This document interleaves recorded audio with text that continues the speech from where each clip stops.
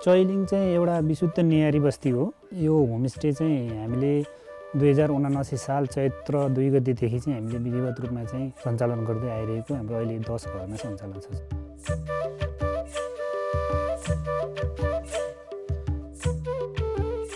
भर्खर सुरु हुँदाखेरि हाम्रो विदेशी पाहुनाहरू आयो होइन, हाम्रो गाउँमा कतिजना 35 जना आउनुभयो। त्यत्रो मान्छे आउनुभयो, हामीले सागको तरकारी नभएर हामीले सबै बजारबाट किनेर ल्याएको सर।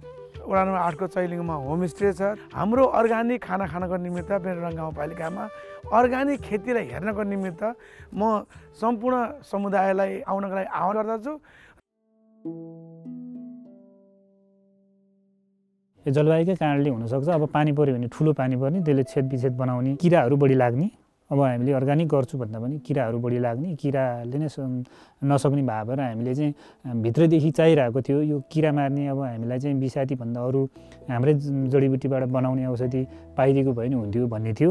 55-56 घरले खाने पानी त्यही नै थियो कि हाम्रो बोकेर ल्याउनु पर्ने। यो तल मन्दिरभन्दा यतापट्टि ठुलो थियो। हाम्रो सिस्टम तानेर मोटर किनेर खाने सम्मको हाम्रो आर्थिक अवस्था नि अलिक कमजोरी थियो। डिसिएको आर्थिक सहयोग र एफर्ट परियोजना अन्तर्गत एक्सन नेपालको सहजीकरणमा चाहिँ हामीलाई चाहिँ प्राङ्गारिक खुवाउन पर्छ, त्यसमा जोड दिन पर्छ भन्ने पनि एउटा प्लस पोइन्ट भयो। उहाँहरूले नै ट्रेनिङ दिएर पनि हामीलाई अहिले चाहिँ प्राङ्गारिक उत्पादनमा हामीले बढी जोड दिएका छौँ।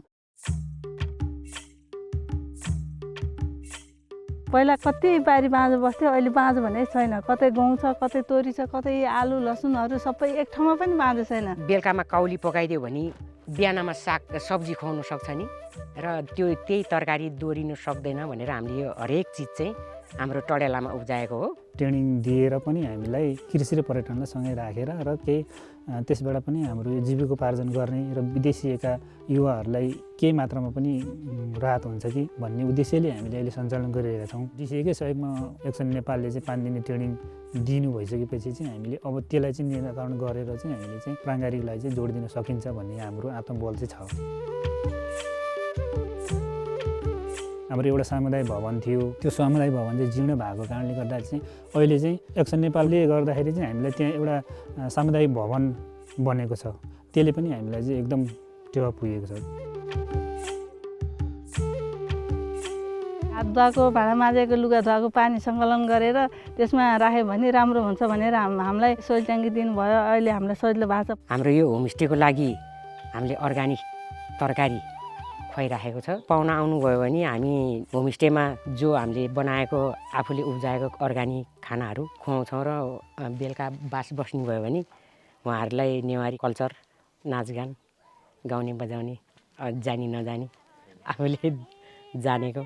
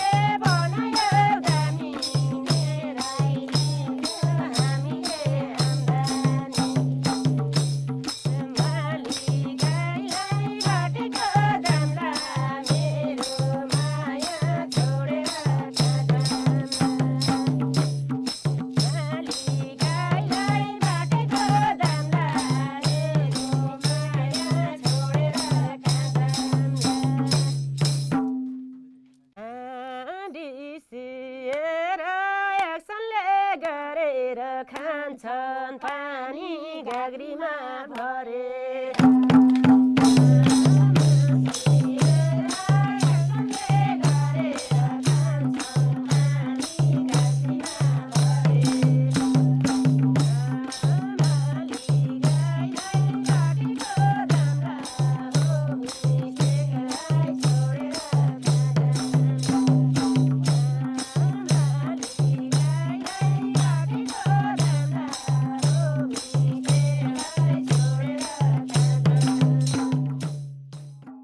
विषादीयुक्त खेतीले नै छिटो मान्छेले आम्दानी दिन्छ, धेरै फल्छ। तर मान्छेको स्वस्थकरको हिसाबले, वातावरणलाई तपाईँको सफा पार्ने हिसाबले यो तपाईँको अब जलवायु परिवर्तनको असर पनि थोरै यो तपाईँको विषादीहरूले गर्छ। त्यसले गर्दा यो सबैलाई समेटेर अहिले मानव सभ्यतासँगै जोडेर चाहिँ अर्ग्यानिक खेतीतिर चाहिँ बढाउनुपर्छ। होमस्टेहरू भनेको प्रायः जस्तो ग्रामीण भूभागमा अलि टाढाको भूभागमा हुन्छ भने हाम्रो चाहिँ काठमाडौँको सहरबाट नजिक धन्य 80 किलोमिटर छेउमा र हाइवेबाट पनि नजिक भएको एउटा कुरा।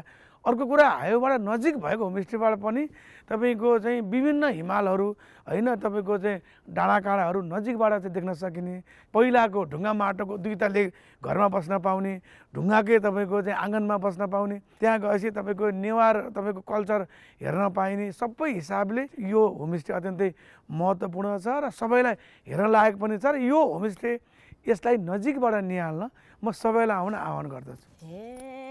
विषादीले बनाथ्यो छेती नि झोमल हाल्यो सफ्रियो खेती